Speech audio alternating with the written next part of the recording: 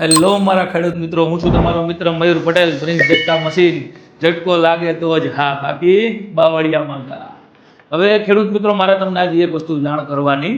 અત્યારે સબસિડીની આપણે ઝટકા મશીનમાં જે સબસિડી છે એમાં ગવર્મેન્ટે એવું કીધેલું કે આઈએસઆઈ માન્ય ઝટકા મશીન હોય એ તમારે સબસિડીમાં ગણાય. તો આપણે તમને કેમ ખબર પડશે કે આઈએસઆઈ માન્ય છે કે નહીં આ કંપની, તેના માટે આપણે જાણીએ. ચાલો હવે આપણે જોઈએ. એક મોબાઈલમાં છે ને એપ્લિકેશન છે ગવર્મેન્ટની, તમે એમાં જોશો એટલે પ્લે સ્ટોરમાં પહેલાં જવાનું. તમારે પ્લે સ્ટોરમાં જાશો, પછી એમાં તમે સર્ચ કરશો કે BIS કેર. જો અહીંયા આવી ગઈ છે BIS કેર એપ્લિકેશન.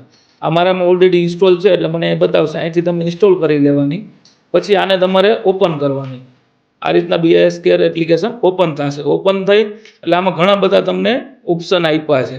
જેમાંનું એકના ઓપ્શન છે કે વેરીફાઈ લાઇસન્સ ડિટેલ, જે પહેલું જ ઓપ્શન છે એના ઉપર તમે ક્લિક કરશો એટલે આમાં તમને બતાવશે CML નંબર.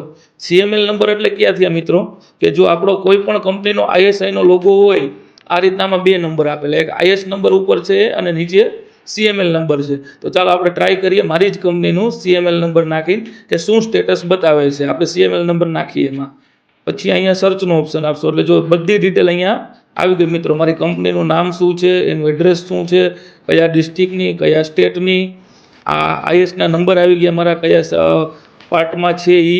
અને અહીંયા આપણે નીચે જો કરંટ સ્ટેટસ બતાવી, અહીંયા ઓપરેટિવ બતાવે છે. ઓપરેટિવ મતલબ શું, કે મારું લાઇસન્સ અત્યારે વેલિડ છે.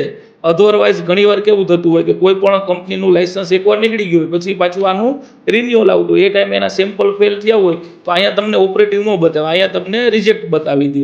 તો ખાસ ખેડૂત મિત્રો, તમારે આ ચેક કરીને લેવાનું કે જે કંપનીનું તમે ઝટકા મશીન લ્યો છો એ BIS કેરમાં એપ્લિકેશનમાં એમના CML નંબર નાખી અને અહીંયા એમનું સ્ટેટસ ઓપરેટિવ બતાવે છે કે નહીં, અને જે કંપનીનું મશીન તમે લ્યો છો અહીંયા એનું જ નામ આવે છે કે નહીં, એ તમારે ખાસ એક વસ્તુ ચેક કરવાની રહેશે.